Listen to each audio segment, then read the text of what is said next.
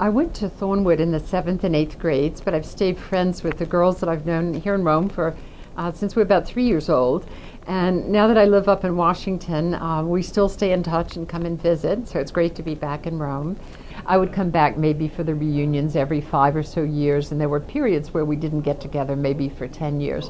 But I came back for Thornwood's 50th, for Darlington's 100th, and usually for the class reunions. And so now with email, there are 4 or 5 of us that are in touch all the time. When I was in the 7th and 8th grades, one of the things I was active in that really carried through my career and part of my activity was I was on student government, and I really thought that was very exciting and that maybe I wanted to go into politics and to law school. And so later when we moved away and I went to another boarding school, I went on to Sweetbriar College and majored in political science, government, and then I went to Georgetown Law School. So I think that student government at Thornwood got me interested in one particular area that carried through in my early career.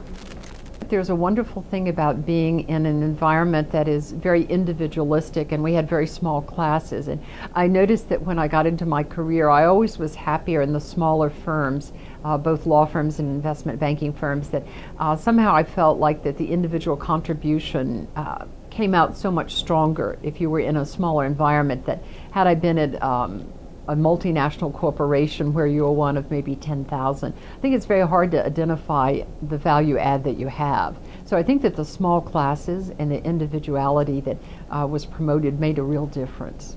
I'm Elizabeth Smith Avery. I was in the Thornwood class of 1966, and I'm Darlington story number 28.